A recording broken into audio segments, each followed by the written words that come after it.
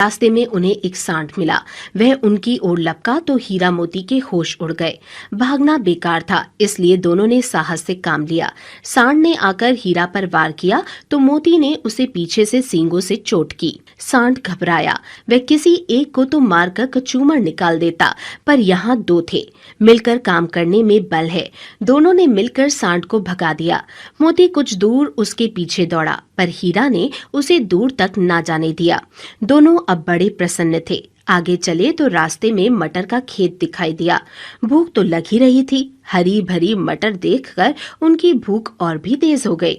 वे खेत में घुस गए और लगे मटर खाने। अभी पेट भरा भी न था कि खेत के रखवालों ने उन्हें देख लिया और कांजी हौस में बंद करवा दिया।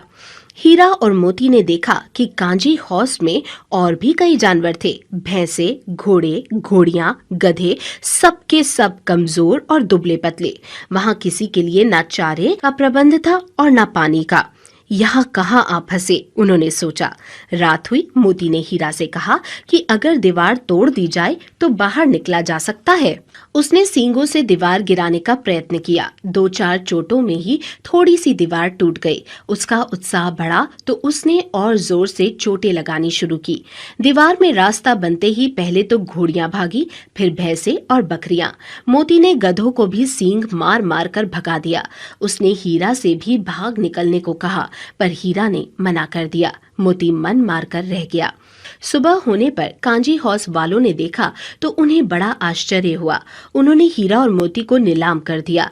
नीलामी में सबसे ऊंची बोली बोलकर एक व्यापारी ने उन्हें खरीद लिया। वह दोनों को लेकर अपने गांव की ओर चला। मार खाते खाते और भूख सहते सहते हीरा मोती बहुत कमजोर हो गए थे। उनकी हड्डियां भी निकल आई थी। भूख प्यास से व्याकुल बैलों में कुछ भी दम बाकी नहीं रहा था। वे चुपचाप व्यापारी के साथ चलने लगे।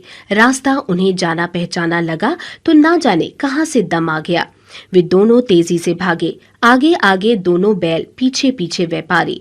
पर जब तक वह उन्हें पकड़े तब तक दोनों बैल अपने घर पहुंच चुके थे।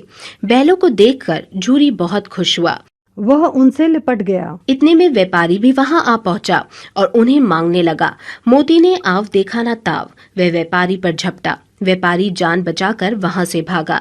जूरी की पत्नी भी भीतर से दौड़ी दौड़ी आई। उसने दोनों बैलों के माथे चूम लिए।